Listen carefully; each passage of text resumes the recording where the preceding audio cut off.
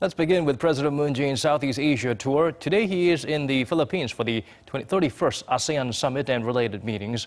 Of the numerous activities lined up, the bilateral summits are the standout events. Our Chief Blue House correspondent Moon Connyoung has more on the sit-downs.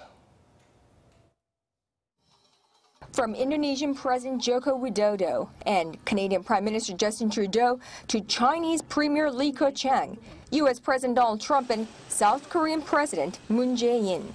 It's a fiesta for the Association of Southeast Asian Nations leaders, dialogue partners, and guest nations at the ASEAN Summit 2017 hosted by Philippines President Rodrigo Duterte.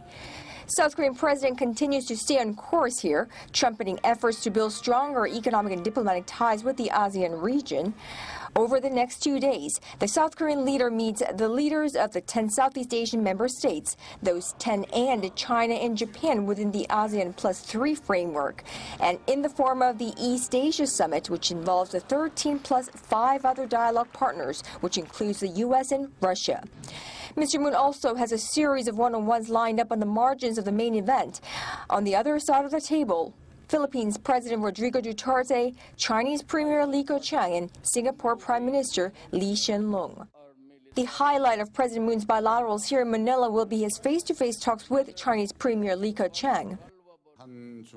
We expect the talks between our president and Chinese Premier Keqiang to focus on specific, detailed measures to improve our bilateral relations, particularly in the area of economic and trade relations, as discussed and agreed by Presidents Moon and Xi during their summit in Vietnam.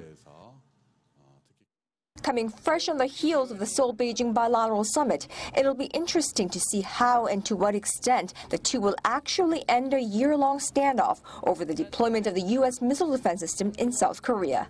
Moon Connyoung, Arirang News, Manila.